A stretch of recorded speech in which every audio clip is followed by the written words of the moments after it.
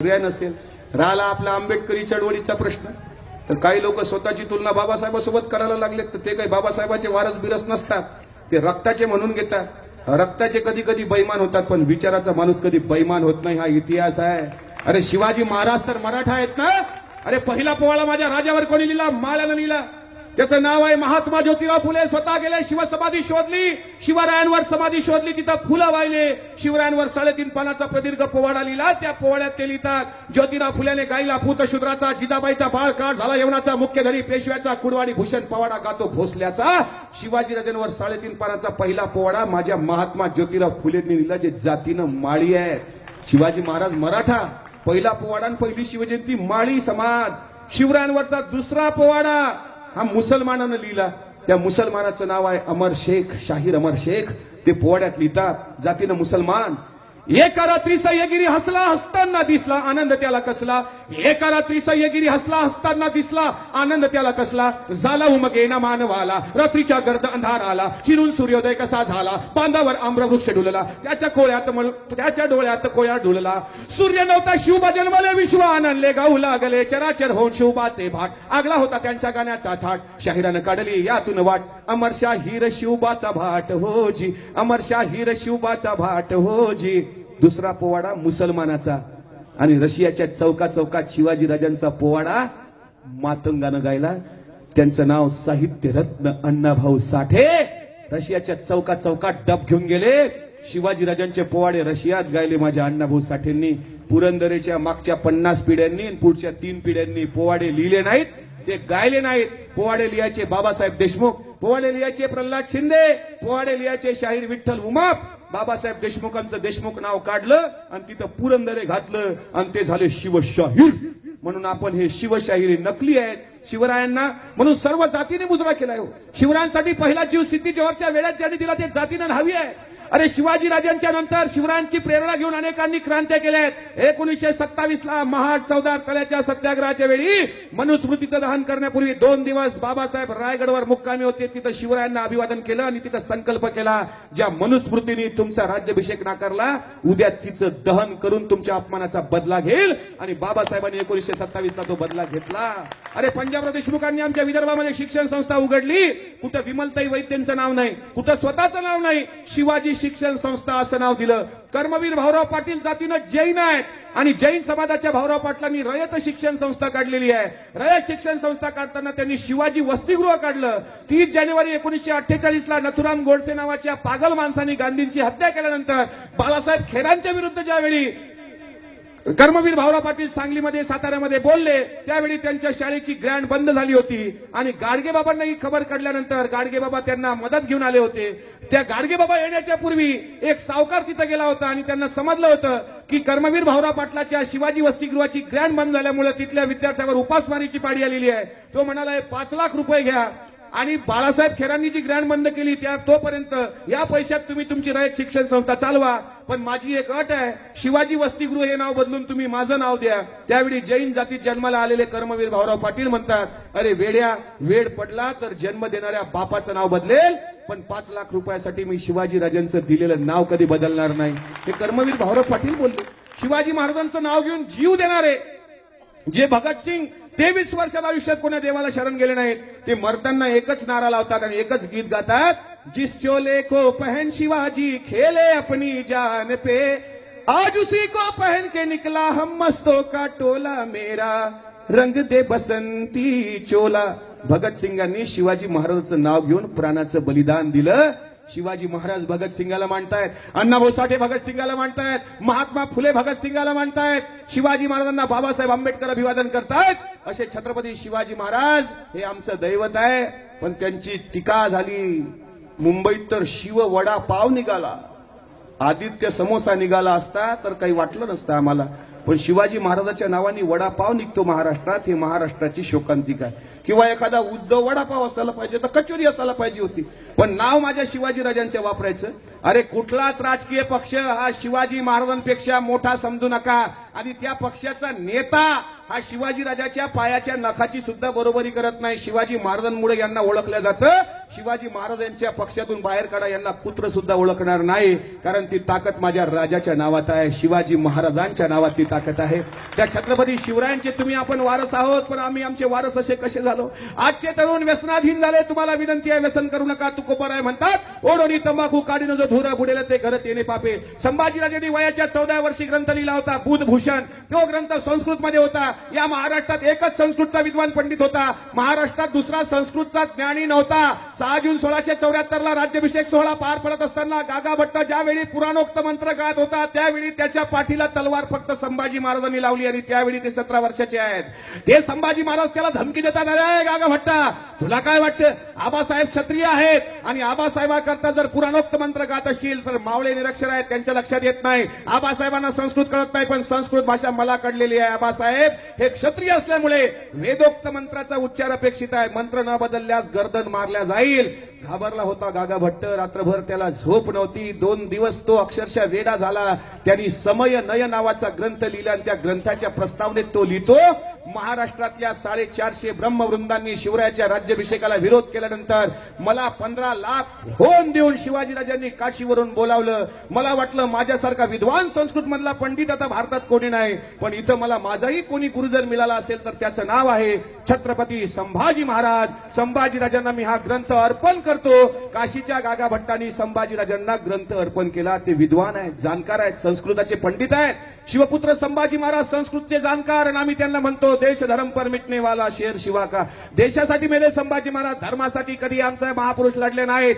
First and last, प्रथमता आणि अंतता मी फक्त भारतीय हे बाबासाहेबांनी ओळख दाखवलेली आहे. माझा धर्म हिंदू, मुसलमान, बौद्ध, जैन, ख्रिश्चन. अरे तुकडोजी महाराज ग्रामगीतेत लिहितात, धर्मात नाही हिंदू मुसलमान, धर्मात नाही बौद्ध जैन, धर्मात नाही फारसी ख्रिश्चन. पाहतामुळे लोक धर्माची व्याख्या भुलले, धर्म हिंदू मुसलमान झाले. संभाजीराजांनी वयाच्या 14 वर्षी ग्रंथ लिहिला, बुधभूषण. त्या ग्रंथामध्ये संस्कृतचा श्लोक आहे, व्यसनाधीनच्च सर्वानुभूपती ही परिवर्जिता, सप्तदोषा सदाराज्ञा हातच्या व्यस्तोदया. बुद्धिवान तरुणांनी 7 दोषांपासून दूर राहावं.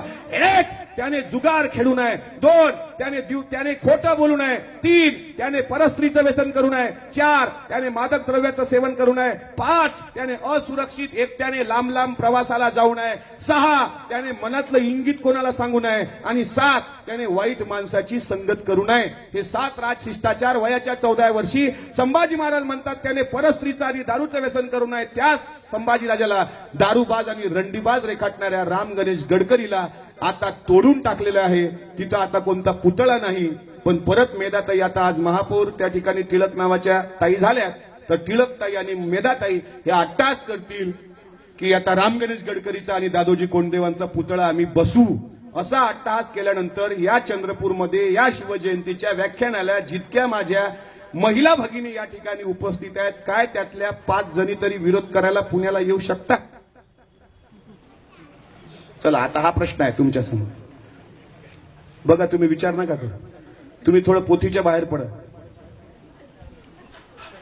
बघा, ऐका नाही आहेत का आपल्यात मेधाताई कुलकर्णी?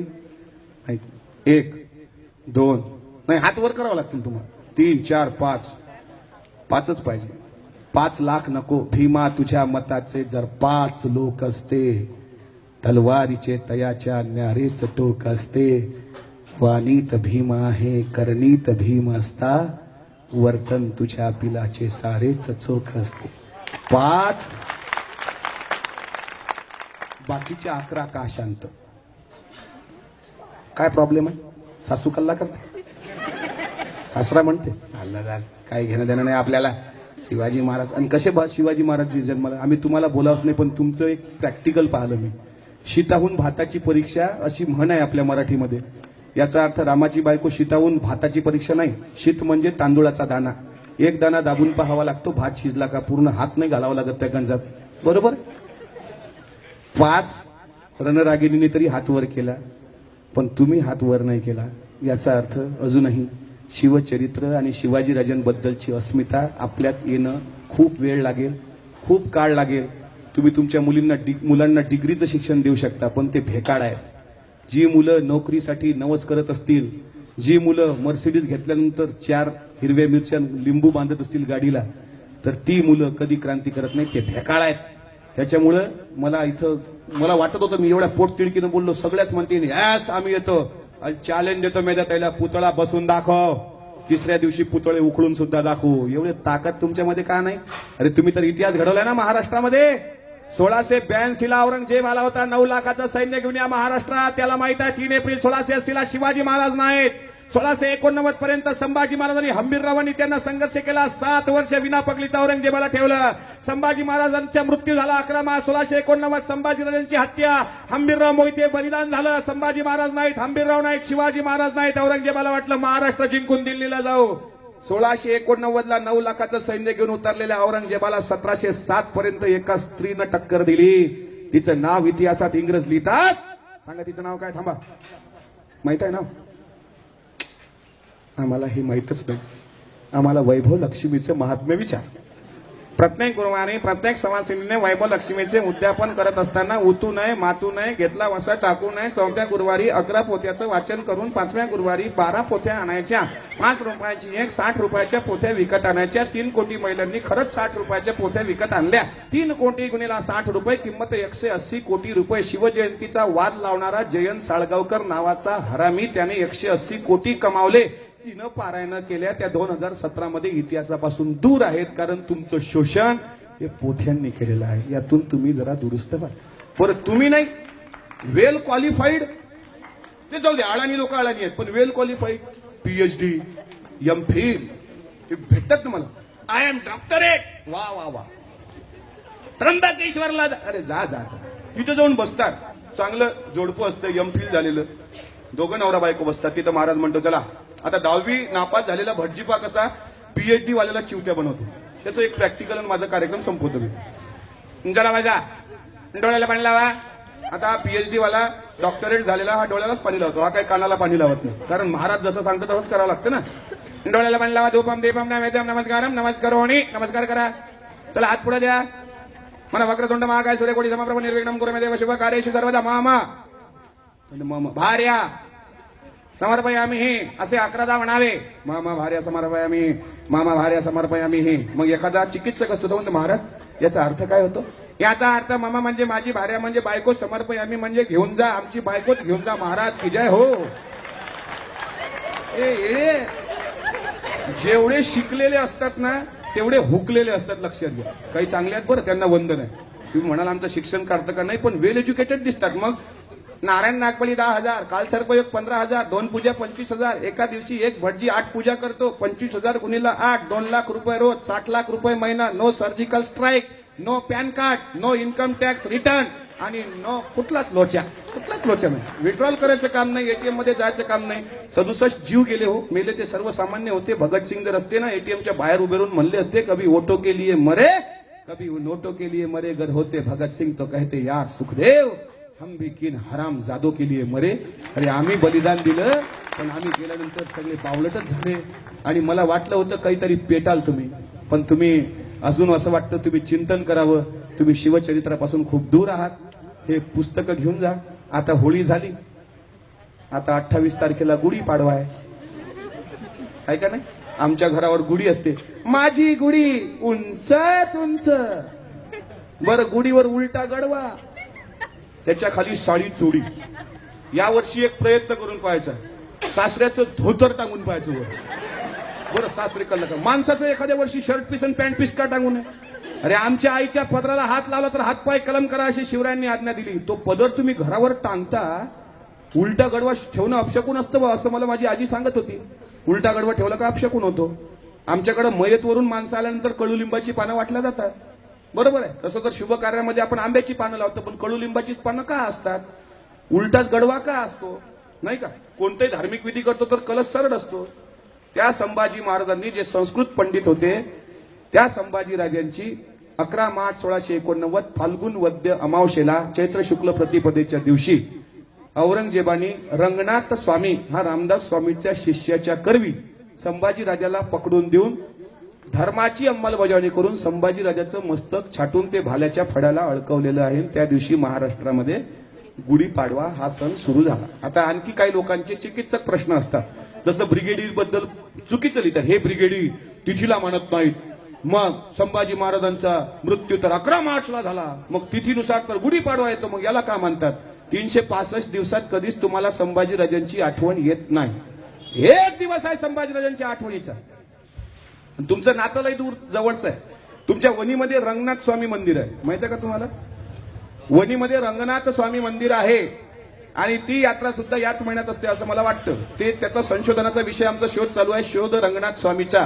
कारण संगमेश्वर तळ कोकणात संभाजी महाराज ज्यावेळी होते त्यावेळी 6 माणसं संभाजीराजांसोबत होती. महालोजी घोरपडे, संताजी, धनाजी, कवी कलश आणि रंगनाथ स्वामी रायरीकर. पुढे इथं गोंडवन राजाचं राज्य होतं, त्या अखत्यारीत राजाश्रय मिळाला. मला वाटलं मलाच बोलावलं का भाऊने, मी भेटतो ना कार्यक्रमानंतर.